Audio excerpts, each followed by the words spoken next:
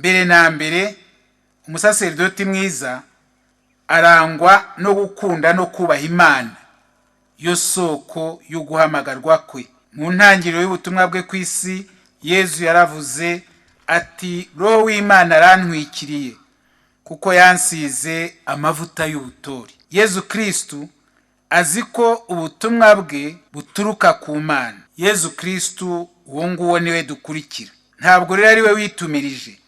Azi ko Roho w'Imana amutwikiriye, atwikiriye ubuzima bwe, ni nayo mpamvu azareka ngo Roho w'Imana akamukoresha bakabana. Icya mbere rero kigomba kuranga umupadiri ni ukumenya ko yatowe na Kristo kugira ngo babane, amwohereze mu murima we, amwohereze mu bakristo. Ku buryo bw'umwihariko ubuzima bw'umusaserdoti buzaba ubuzima bwo kwitanga wese uko Kristo yitanze wese. Hari abantu b'abapadiri, cyane cyane abapadiri batoya, tugira ibyo dupfa. Muri madisikuru bavuga, abavuga ati jewe buriya nkomoka munsi ya kariya gasozi, nta muhanda uhagera, ni ahantu hari aho mu bakene gusa. Twese turi abakene imbere y'Imana, twese niko tumeze. Imana rero iraduhamagara, ikaduhamagara uko ishatse, kandi aho ituvana iteka idusaba kurenga urunturuntu rwacu, kurenga imiryango dukomokamo, kurenga mbese ibintu byose bihihibikanya abantu. Ibi bivuga rero ko ikituranga mbere na mbere atari umurimo runaka dukora, nubwo nawe ari ngombwa, cyangwa kandi kamaro twaba tugirira abantu. Cyangombwa ni uko tuberaho Imana, tukayiha umutima wacu wose, tukishyira mu maboko ya Kiliziya kugira ngo twereke abantu urukundo Yezu Kristu afitiye Imana, urukundo Yezu Kristu afitiye abantu. Yohani 15 agira ati, je sinkibita abagaragu, kuko umugaragu atamenya icyo shebuja akora, ahubwo mbise inshuti, kuko nabamenyesheje ibyo numvanye data byose. Kugirana ubucuti na Kristo, ngicyo ikiranga umusaserdoti mbere na mbere. Ibyo bituma ahora ateze amatwi Yezu Kristu, haba mu masengesho, haba mu gusoma Bibiliya, kugerageza kumva uwo Yezu Kristu ari we. Yezu Kristu kandi yahawe abapadiri bose ubucuti bwe n'impano nk'impano nabo bagomba guha abandi. Ntituvuga rero ibyo dushaka, tuvuga ubutumwa bwa Kristu, tubwira abandi Yezu Kristu. Kugira ngo agere kuri izo nshingano, umusaserdoti yemera kwitsinda, kurekura iby'isi byose, maze agatura ubuzima bweho igitambo agituye Imana. Uku kuba hafi y'Imana bituma utabeshya Imana cyangwa nawe ngo wibeshye.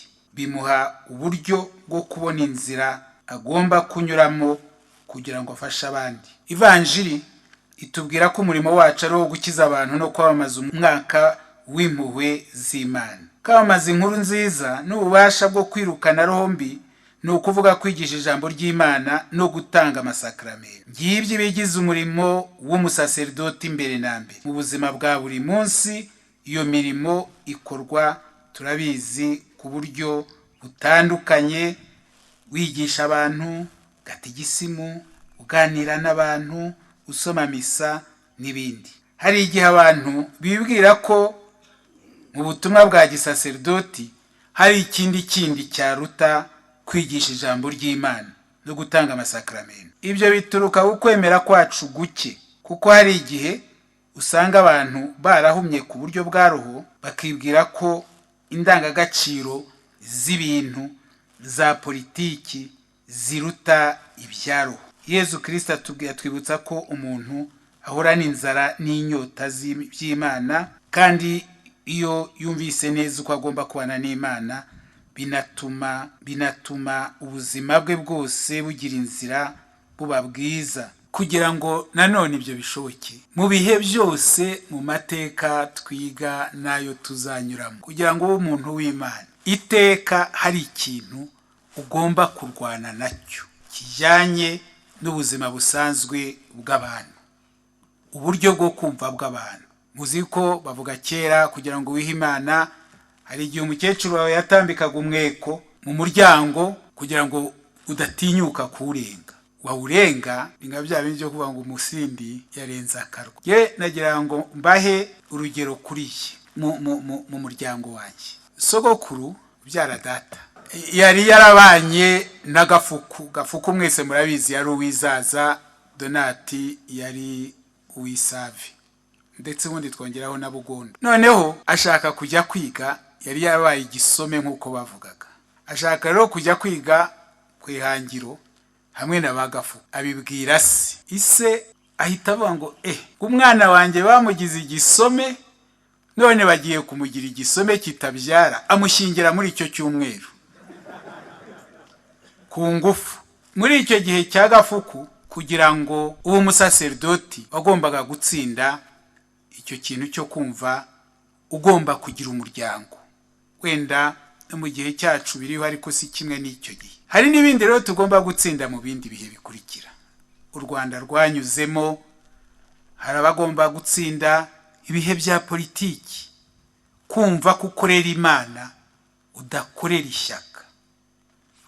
Hari n'igihe wenda mu bihugu bimwe uko bibaho tuzaba turi na bake, ukumva yuko ukorera mu bantu uri minoritaire cyangwa uri muri kiliziya y'abarwanyi. Umusaserdoti Imana imwohereza aho hose kandi ikamusaba kuba inyangamugayo. Niba rero mu mutima wawe nta kintu ugomba kurwanya kugira ngo ube umupadiri mwiza, uribeshya. Gishake. Ni ukuvuga yuko hari ikintu woroshe, hari ikintu utagerageza cyangwa udashaka kubona. Gutanga rero urugero rwiza ku muntu w'Imana biva ku kubana nayo. Ikindi nuko turi mu muryango w'abatagatifu. Iyo hari umukristo ubayeho, uwo mukristo amateka ye ntabwo aba akiri amateka y'abantu asanzwe, ni n'amateka y'ubutagatifu kuko yabatijwe. Ahantu anyuze hose rero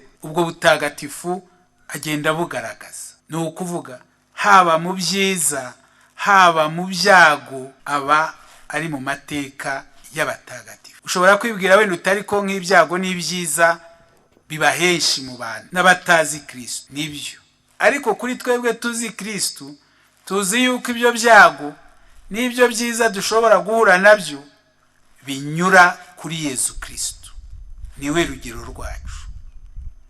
Muri ayo mateka yacu rero bitume twumva ko u Rwanda mu mateka yarwo mabi no mu mateka yarwo meza ari igihugu cy'Imana, Imana yakunze.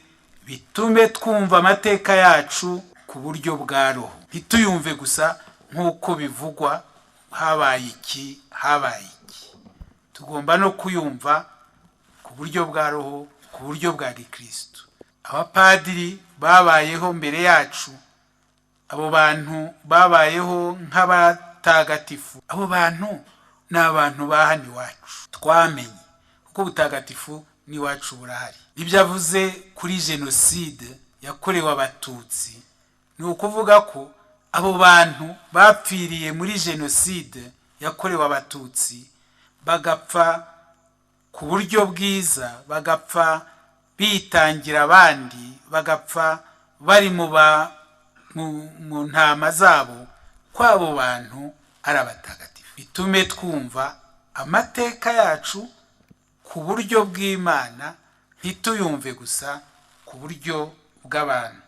Turi rero mu muryango w'abatagatifu, kandi abo batagatifu baradusabira nk'uko kiliziya ibitubwira. Turi mu rusange rw'abatagatifu. Cya kabiri ni ukugira urukundo rw'inzu y'Imana, kwita ku gutagatifuza abandi, rozera apostolique. Wowe kugera ku butagatifu bwawe ntibihagije, ugomba no kujyana n'abandi ukabashyira Imana yabakuragije. Niyo mpamvu ubukristo bwabo bugomba kuguhihibikanya, ukumva ubabajwe n'ikitagenda neza mu mirimo ya roho ukora. Niyo mpamvu ugomba gushaka buri gihe uko wigisha abantu bagushinze, uhereye ku bana ukabakundisha ijambo ry'Imana, ugahora ushaka uko uha abana amasakramentu, ukabafasha guhabwa ukarisitiya na penetensiya kenshi.